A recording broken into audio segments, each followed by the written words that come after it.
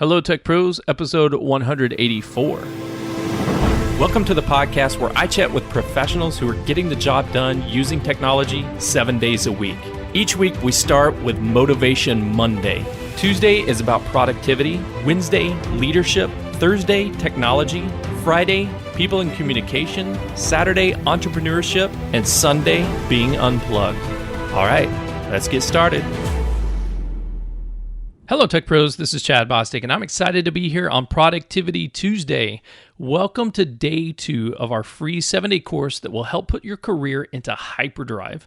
Now, normally on the show, we have a featured guest every day that joins us, and specifically on Productivity Tuesday to talk about productivity, their thoughts on productivity, and the story about a time in their life when they were completely unproductive and then what they did to turn it around. But this is a very special week. This is our first signature series week here on Hello Tech Pros. You know, I was thinking about calling it Shark Week, but I think there's a trademark there. So I'm calling it our first signature series week where we discuss a single issue front to back, and we relate that issue to all 7 of our daily topics: motivation, productivity, leadership, technology, people and communication, entrepreneurship, and being unplugged. And we're going to relate all of these topics throughout the week to this signature series issue. And the issue this week, as I mentioned before, is on career development. So who is this course for? Specifically, this course is for those who feel stuck in a good job.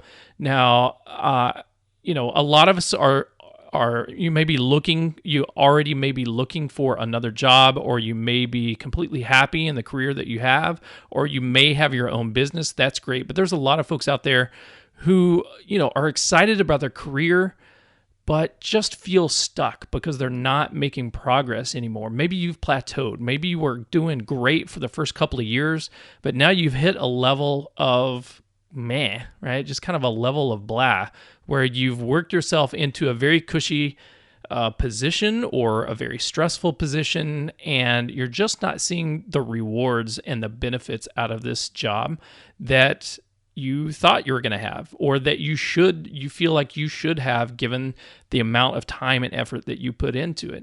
So what we're going to do here is we're going to help you get unstuck and take your career to the next level of awesome. You may just be feeling like you're floating along, drifting in space like the Millennium Falcon with a busted hyperdrive. And that's kind of how I came up with the name of this course, the Career Hyperdrive course, is because we're going to provide you with the motivation, the tools, and the techniques to not only get unstuck, but to blast your career into hyperspace. We're going to crank that hyperdrive up and punch it. So along the way, I'm going to be sharing stories and lessons learned from my own career, as well as others that I've coached and mentored along the way.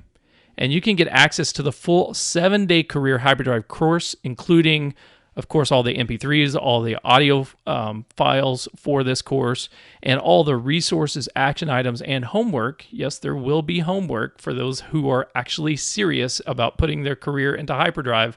You can't just listen to a podcast and all of a sudden magically everything shifts overnight. You have to actually take action and do things. You have to be accountable for your own career, and you have to actually implement some of these suggestions in order to make progress. So the homework, the resources, the action items will be accessible by visiting hellotechpros.com/career. That's hellotechpros.com/career. So if you're just tuning in and you missed yesterday's lesson, then I'll give you a quick little recap. What we talked about was motivation, specifically the motivation that you need to overcome your biggest career obstacles. And one of the biggest obstacles that get in the way of your career is honestly kind of your own complacency. You get bored with being okay with the job that you're in. You get bored with not being excited about, you're not the leader of the company, right? It's not your company. You're working for somebody else. And no matter how awesome those people are that you're working for, no matter how awesome the projects are that you get, there comes a time where many people kind of get frustrated with, woe is me.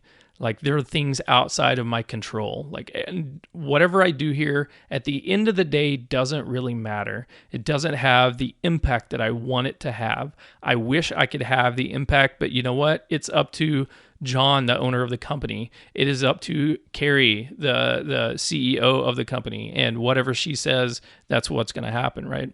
And so what we talked about yesterday is how to get excited about your career again without necessarily looking for a new job. Sometimes you're in this job and it's great. It's wonderful. You know, you would be silly to leave because it's a great culture and you work for a great boss and they pay you well and they have great benefits and that's amazing. But you're still just kind of feeling blah and you're just not very excited.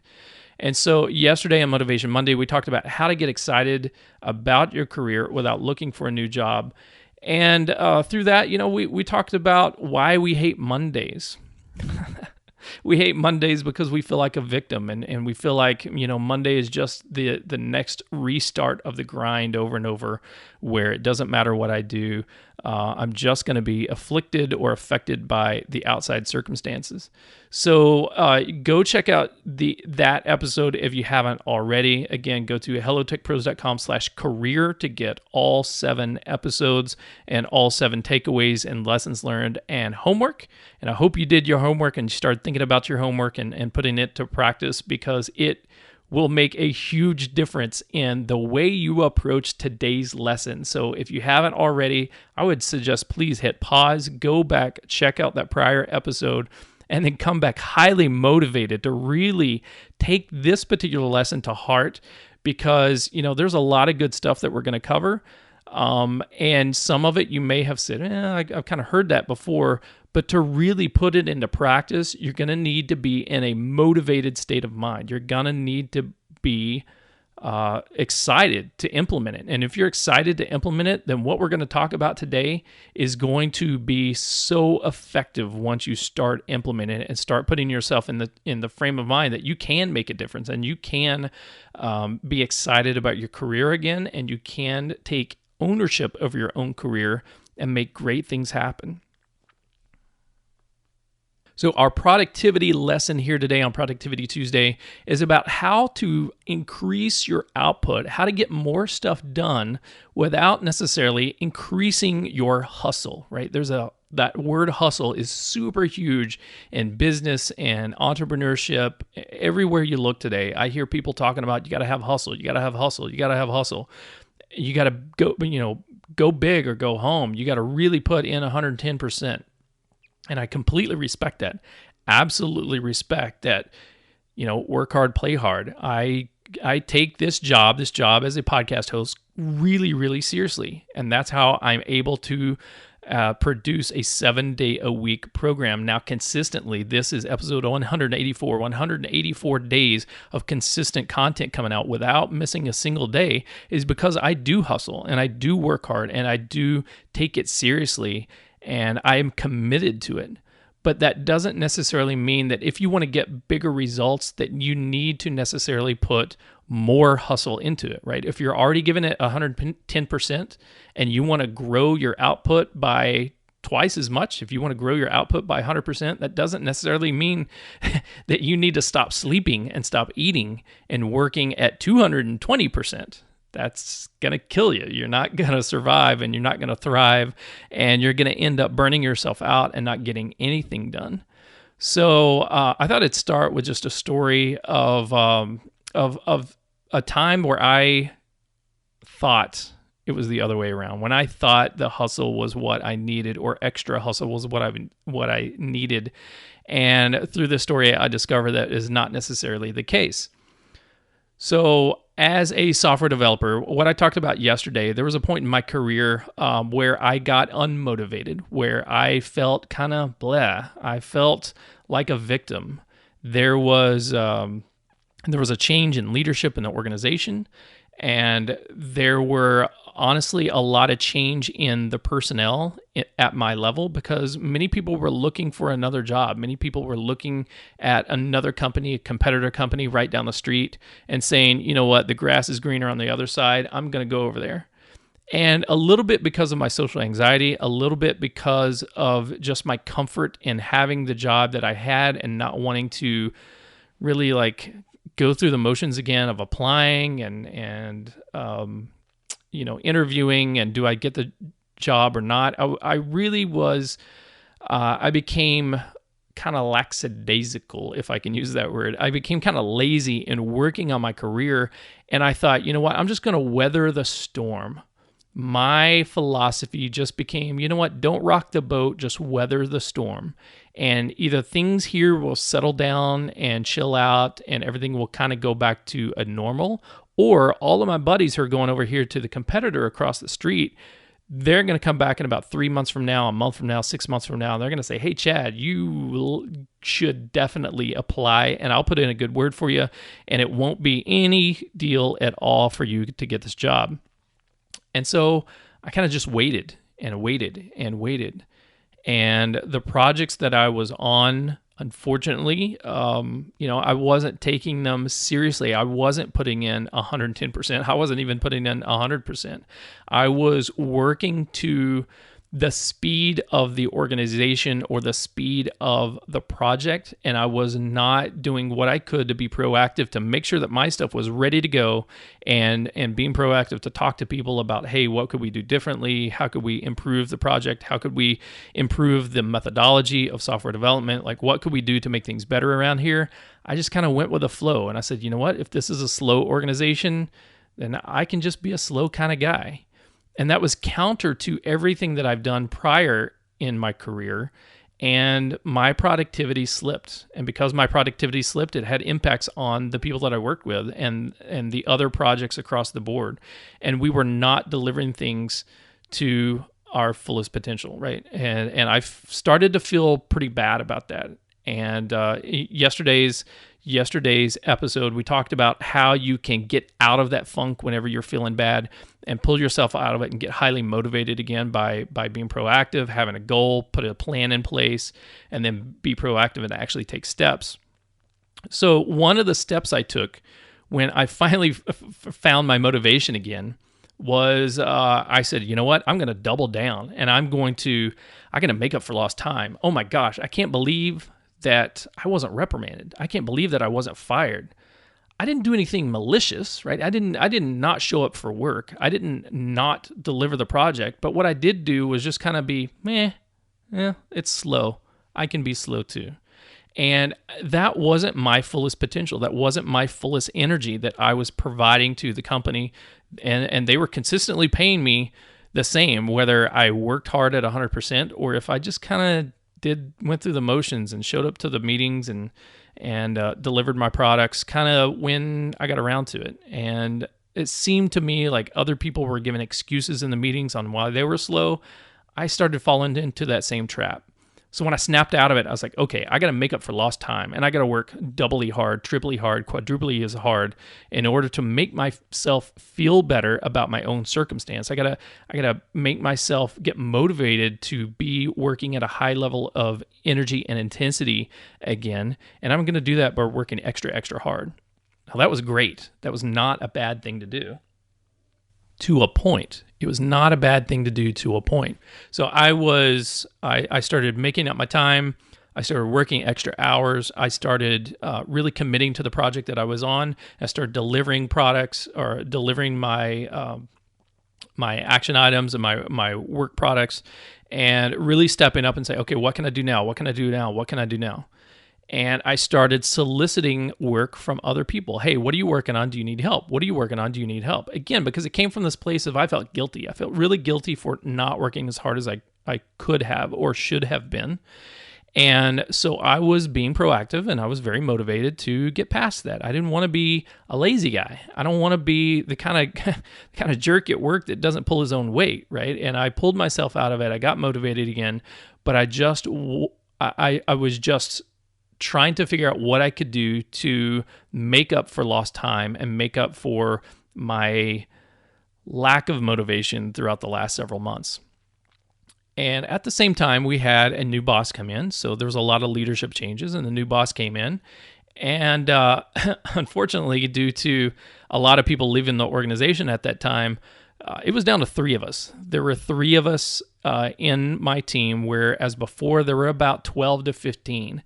And some of the other people had splitting off and gone to other groups, and a lot of other people had left the organization either to go to our competitor or just to find something different because they were feeling this negative energy that seemed to be very pervasive at the time. Just kind of a, you know what I'm saying, just like a yuck. It was a yucky feeling when everybody's leaving and you don't know if they're going to be layoffs or not, and everybody's feeling bad and everybody's talking rumors and talking smack and, oh, did you hear about so-and-so, he left? Did you hear about so-and-so, she left? And it just everybody's feeling down, right? And so there were only 3 of us left out of a team of about 12 to 15. And when the boss came in, I said, look, boss, I wanna step up here, and what can I do to help you out? And he said, great, Chad. I really appreciate your energy. I really appreciate your effort. When I find out, then I'll let you know. And so it became a daily task where every morning we would have like a miniature stand-up. This was before anybody had implemented the Agile methodology or taught us about Kanbans or taught us about Scrum process or anything like that. But we would have a little stand-up in his room with the boss and me and one of the other developers on the team. And the third one kind of did his own thing. And anyway, the 3 of us would get together and we would go through the items that was on the boss's whiteboard. And so the boss is named Patrick, so I'm going to say Patrick from now on out. He knows who he is, and we're cool. I think he'd be fine with me sharing this story. On Patrick's whiteboard every day was a list of all the things that would need to get done. And what Patrick's job throughout the day is go and find new work for us. So he was kind of like our marketing agent, our sales agent inside the organization, and be that representative of the development team, speak on behalf of IT, speak on behalf of the development team, and go figure out what problems the business had and offer potential solutions, or at least get somebody aligned on it. And so as Patrick wrote things on his whiteboard, every morning I would come in and I would volunteer for a new task. And I would volunteer for a new task. And Wednesday I would volunteer for a new task. And I was hustling. I put in a lot of work. And it was great for a while. It was great for a couple of weeks. It was not horrible for a month. But after about a month and a half of doing this, like every day, every week, as new things come up, I was constantly volunteering for it. A couple of things happened. Number one, I found it really, really difficult to actually make any progress on any one of the projects that I was assigned to, because now I had, 12 different things at any given time. I had 4 big, huge projects. They each had a ton of work to do. And then I had a whole bucket full of very small tasks that shouldn't take very long at all. But, it's not much code, just like fix a bug over here or implement a new feature over there, or just go make sure that so-and-so is okay with what we're going to do. And I was trying to juggle them all at the same time. And what I noticed was my overall productivity actually fell. Instead of getting better and better as I put in more effort, it got worse and worse and worse. And so people started asking me, and then they started asking Patrick, hey, when is Chad going to be done with this stuff? Like, when are we actually going to deliver something? He comes in, he shows up, he goes to the meetings, and he's always got a reason why he's not delivering. It's, oh, well, I was too busy working on this other thing, or I completed some of it, but I didn't get all of it done. What's going on here? And so Patrick sat down and we talked about it, and we discovered that, I had been hustling too much. And by hustling, what I mean is volunteering for too much work and not completing the stuff that was really, really important. So let me tell you what this felt like. This felt like absolute crap, because what I was trying to do is I was trying to make up for lost time. I was trying to be a better employee than what I had shown before. And instead, I was like, building a reputation as a person who was not getting things done. I was building a reputation as a person who said, yeah, sure, I can do that, and then not actually do it. A person who would say, oh yeah, no problem, you can count on me, and then they couldn't count on me because I was not delivering what I had promised to do. And it really felt like so horrible, because I knew the difference between, even though I even though I was lackadaisical, again, even though I was unmotivated and I was working really slow and I was kind of taking my time and not hustling in the old way, and I wasn't performing to my fullest potential, 6 months ago when all this mess was going down. Now I was, and I was working 3 times as hard, 4 times as hard. I was staying up at work late all the time. I was taking work home and working on it after hours, like after dinner, and nights and weekends and stuff like that, to just try to get things done. And it wasn't getting done. And now I was getting a bad reputation. And I felt like throwing in the towel. I was like, what is the point? What is the point of me working hard? What is the point of me hustling if the harder I work, the further I fall behind? It's like I take 1 step forward and then I fall 2 more steps back. And I deliver one thing to one person and I think we're good, but then they deliver back, you know what, here's the list of bugs. I need you to have these bugs fixed by tomorrow. And I'm like, oh my gosh, I can't work on these bugs tonight. I can't work on them tomorrow because I got 4 other projects that I'm trying to juggle and I'm trying to get their stuff done too. So by me hustling, by me trying to increase my hustle by 2 times, 3 times, 4 times, 5 times, I actually decreased my output by probably a factor of 2 or 3. I got more unproductive than when I was the lazy Chad. And the lazy Chad didn't feel good at all. It felt like, yeah, I could keep up with the project, but that's easy to do, and I'm just going to slack off for the rest of the day. That felt like crap. This felt more than crap. This felt horrible. It was absolutely horrible. And then I sat down with Patrick and we had a good long talk about it. And he started teaching me about the 80-20 rule. So I'll share what Patrick taught me in just a moment. But first, we're going to take a quick break and thank our sponsors. This episode of Hello Tech Pros is sponsored by Minio Cloud Storage. Minio is a cloud object storage server for developers and DevOps written in Go. The Go programming language is the emerging language of choice for modern cloud infrastructure projects, and it allows Minio to be highly concurrent and lightweight. Minio is Amazon S3 compatible, built with microstorage architecture in mind, but at its heart, Minio is simple, scalable, and supported by a passionate developer and user community. In episode 89 of Hello Tech Pros, I talked with A.B. Periasamy, one of the founders of Minio, about the importance of community support and recruiting software developers who are as passionate about their product's code as artists are of their art. Check out that episode at hellotechpros.com/89 and check out Minio Cloud Storage at minio.io. That's minio.io. Are you new to podcasting? Are you looking for a fast, high-quality, yet budget-friendly podcast production team? Let TransSource Media take care of you. With a team of professional audio and video editors, writers, and graphic artists, they can help you build your podcast from planning, post-production, and platform submission. Using only cutting-edge software and studio equipment, they're here to make each and every show sound at its best. To get a free quote, please visit www.transsourcemedia.com or send them an email at marketing@transsourcemedia.com or call them at 209-505-5693. TransSource Media, transforming businesses through the power of multimedia. Okay, we're back with day 2 of our 7-day course on the Career Hyperdrive course. And again, if you want to get all of the information from Motivation Monday to Productivity Tuesday, all the way throughout the rest of the week on the 7-day course, go to hellotechpros.com/career, and it will give you the resources, the information, the homework, the inspiration that you need to put your career into hyperdrive, to get unstuck from just floating in space and to actually, boom, warp speed ahead.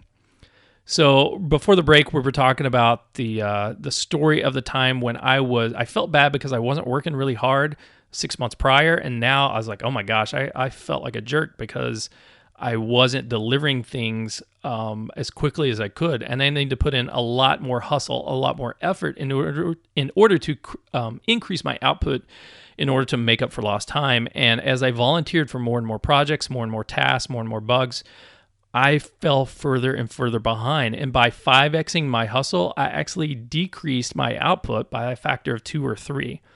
And I felt like absolute crap. And then I went into my boss's office and I was like, hey, I know people are complaining about me. I don't know what's going on. Like I'm trying to keep everyone at bay. I'm trying to get everything done, but it seems like every time I make progress on something, I fall 2 or 3 or 4 steps more behind, and there just doesn't seem to be enough time in the day, and I know I'm pissing everybody off, and I don't know what to do about it. What should I do? And he kind of smiled, and we talked about it. And first of all, he thanked me for my effort. He loved my enthusiasm. He loved my proactiveness, and he loved my energy level that I was attacking all of these problems with. But he said, Chad, it's not that you aren't working hard enough. The problem is several problems. First of all, that you're volunteering for way too much. Sometimes when we get highly motivated and we are really, really excited about doing a great job, and we want to prove ourselves, then we can overdo it. We have the tendency as humans to overpromise and underdeliver, and that's not necessarily like a flaw in Chad that is not recognized by the rest of society. Is like a lot of people struggle with this. Many people at the office struggle with this. Most people that we interact with struggle with this, where we overpromise what we're going to deliver because we're so excited about making people happy, because we think it's not a big deal and we can knock it out in 10 minutes or 2 days or whatever. But then reality hits us and we didn't realize how much energy it was going to take to deliver, or we didn't account for all the different problems that could occur during the process of trying to deliver it. And life happens, things get in the way, and we end up many times overpromising, under-delivering. So we talked about 3 different things, 3 action items, and these are the 3 things that I want you to take away from this call. First of all is the 80-20 rule.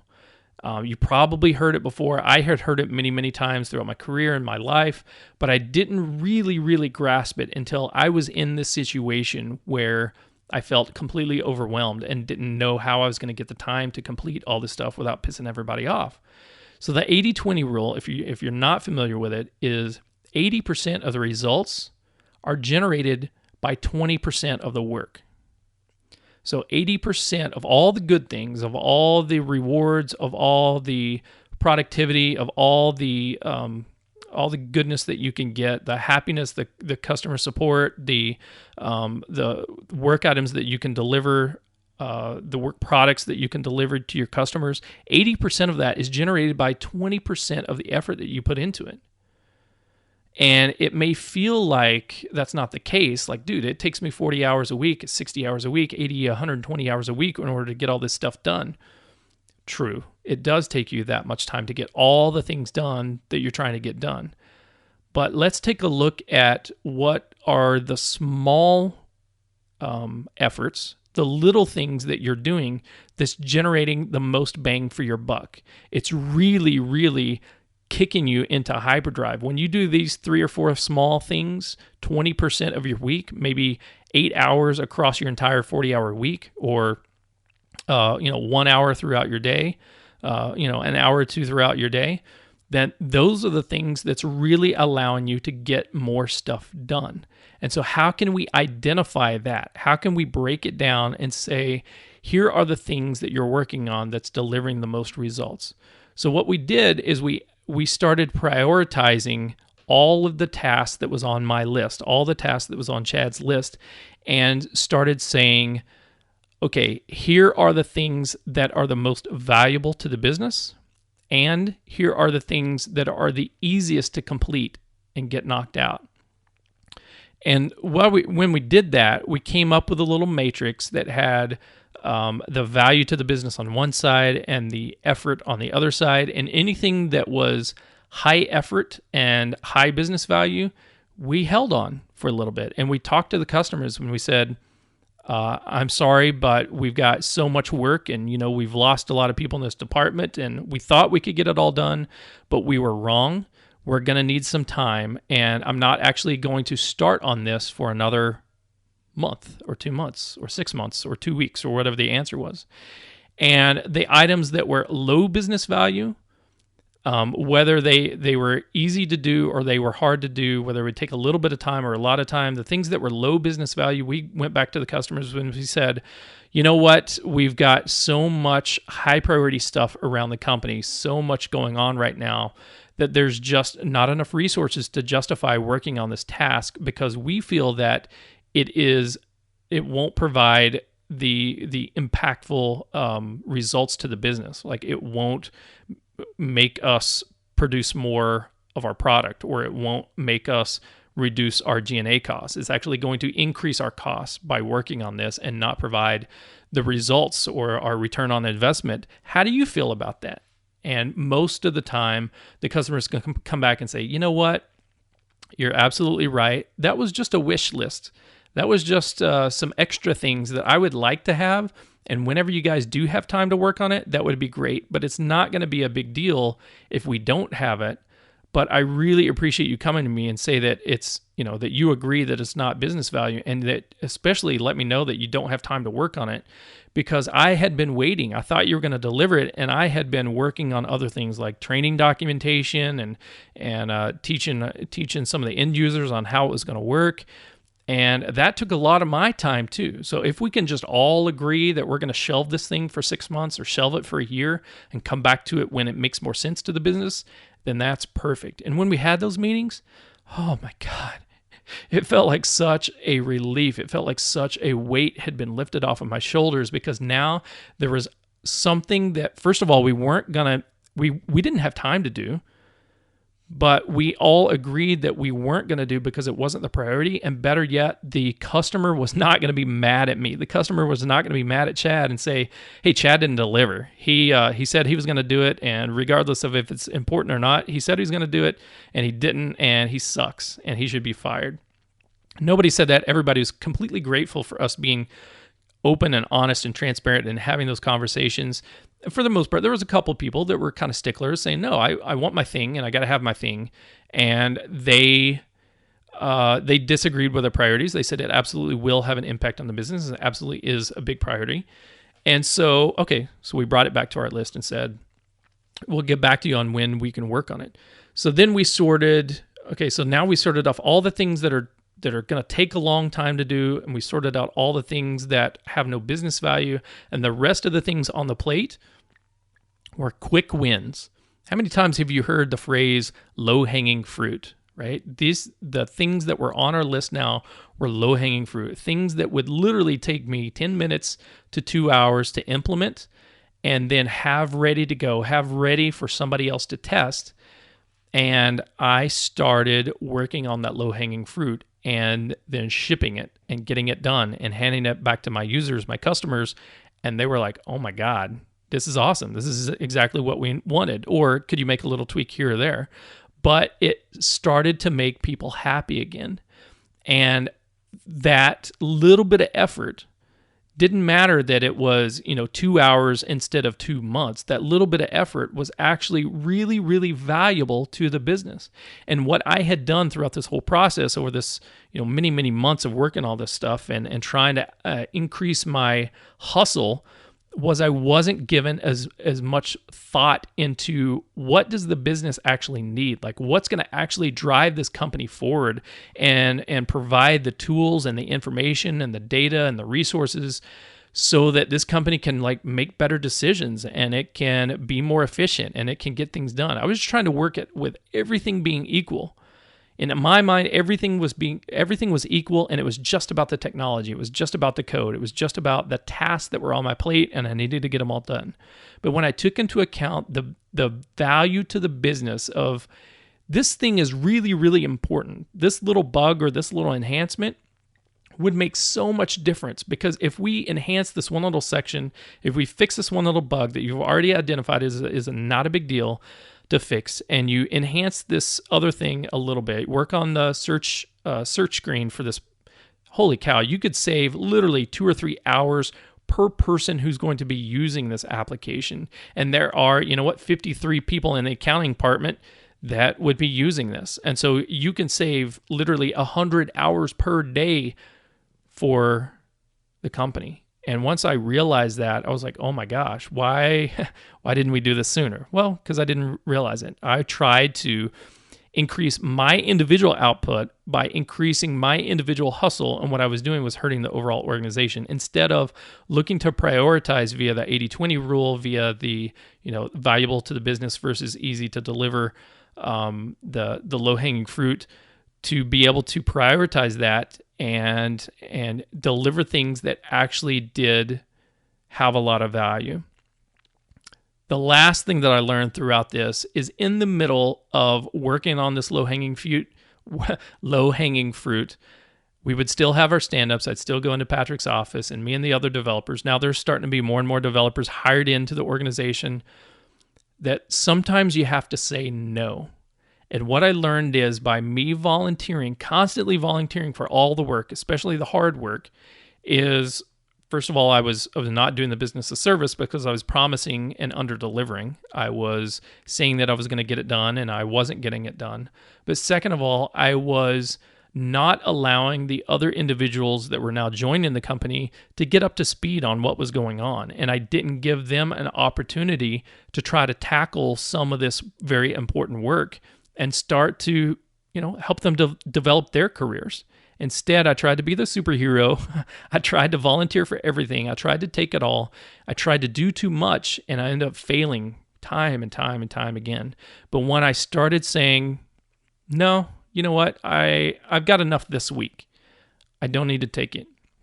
I've got enough this week. How about so-and-so take it? Or how about so-and-so take it? And really get in tune with, what are the other folks around me working on, right? What are they trying to deliver? What experience do they have? And who would be good at helping out in this area or that area? Who would be good at working on this project or that project? Who would be good at finding this bug or that bug? Once I started doing that, I started saying no to volunteering for the efforts, but saying yes to, I'm going to help somebody else, like identify what is some of the work that they can do, and then help them go through the process to prioritize and put together their own 80-20 rule. Then things got so much better. And my productivity skyrocketed. Not only my productivity, but the productivity of the entire development group just blasted off into outer space, dude. Our Hyperdrive was cruising at 1 billion parsecs per second or whatever. We were super, super fast because everybody was aligned. Everybody was aligned to the business value, and everybody was aligned to what are the things that we should be working on that we're not. And then once we had a healthy, stable team, we were able to break up those projects, those bigger projects, those not just the low-hanging fruit, but the bigger, more far-reaching projects and goals and objectives into, how many people does it take, right? It's unreasonable for a single person to do it all on their own and to knock it out in a month, but is it appropriate for 3 or 4 people to work on it for 2 months or for 4 months? And we were able to really focus on putting together really good project management plans for bigger projects, as well as having a team of people that could just consistently every day provide a ton of value to the business. And that helped me, that helped the company, that helped my department, that helped my boss deliver so much more valuable output.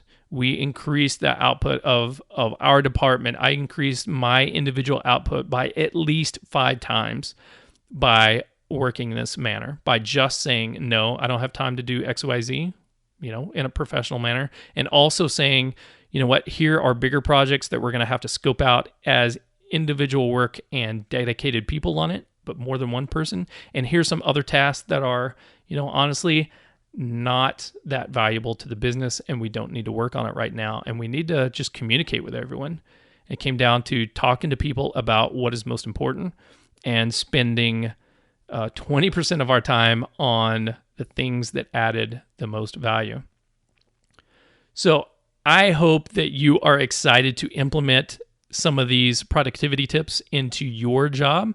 So what I want you to do for your homework is to make a list of all the things you've got on your plate right now. Make a list of all the things that are on the back burner right now and put it through this system. You can categorize it by high level of effort or low level of effort. You can categorize it by high business impact and low business impact, and then sort that grid and talk to the stakeholders involved in all of those projects and say, hey, here's where I see each one of these things falling on the graph. And if you have more than 2 or 3 things that you're doing this with, you absolutely need to have conversations with your boss, with your peers, with the stakeholders, with the customers, everyone involved, to just let people know what you're working on and when you can be done with stuff. And once you start delivering those small, quick wins over and over and over, you're going to build respect in the organization, and you're also going to have a much bigger appreciation for